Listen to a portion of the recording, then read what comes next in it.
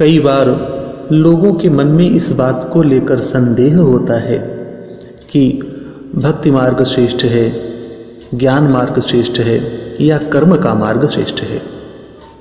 वास्तव में तो भक्ति, ज्ञान और कर्म ये तीन के तीनों हमारे भीतर के सत्वरज और तम के पारस्परिक संबंधों पर निर्भर करते हैं। भक्ति, यदि हम भाव प्रधान हैं तो भक्ति में हमारा मन लगेगा। यदि हम बुद्धि प्रधान हैं तो ज्ञान मार्ग हमारे लिए रुचिकर होगा, और यदि हम क्रिया प्रधान हैं तो निश्चय ही कर्मकांड हमें रुचिकर प्रतीत होगा।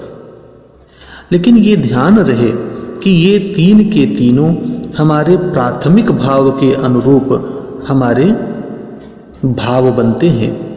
ये कोई अस्थाई भाव नहीं है, क्योंकि आगे चलकर कोई भी जो भक्ति मार्ग का आश्रय लेकर साधना कर रहा है वही कार्मिक भी हो जाता है और वही ज्ञानी भी हो जाता है।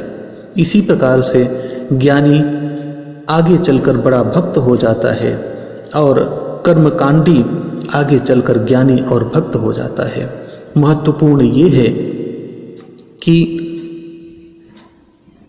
ये तीन के तीनों हमारे भीतर विद्यमान हो, अन्यथा आगे चलकर ये बड़ी समस्या होती है कि भक्ति मार्ग का आश्रय लेकर साधनारत व्यक्ति कुछ समय साधना करने के बाद यदि ज्ञान का उसके अंदर स्फुरण नहीं है, ज्ञान का उसके अंदर प्रकाश नहीं है, तो संदेह के घेरे में आ जाता है और साधना भ्रष्ट हो जाता है।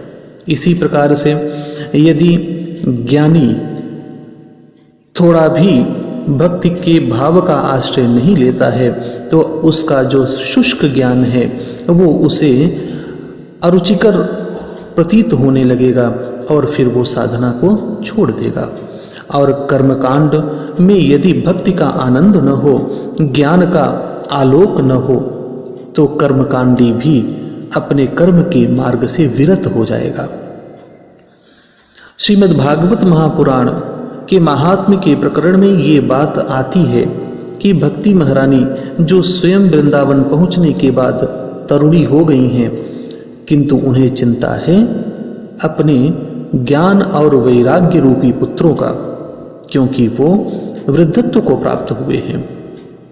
यदि ये बात महत्वपूर्ण न होती, यदि भक्ति के साथ ज्ञान और वैराग्य महत्वपूर्ण न होते, तो आखिर भक्ति महारानी प्रार्थना क्यों करती देवर्षि नारद से अपने पुत्रों को तरुणायित करने के लिए, उन्हें सर्वांग पुष्ट बनाने के लिए।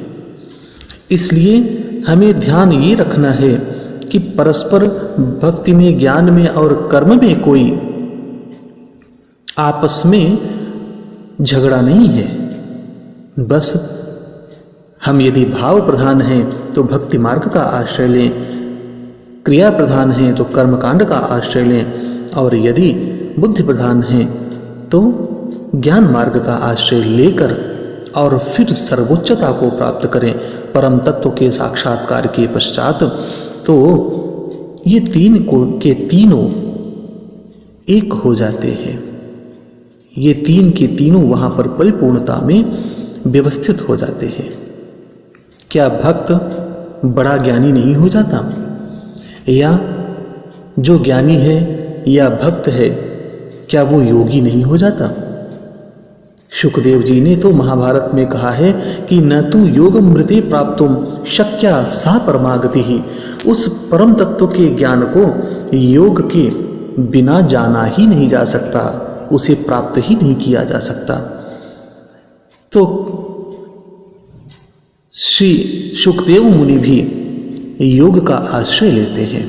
इसलिए अपने चित्त को हम इस बात में न लगाकर बल्कि अपने चित्त का परीक्षण करें कि हम किस मार्ग में सहजता का अनुभव कर रहे हैं, और फिर उस परम तत्व का आश्रय ग्रहण करें।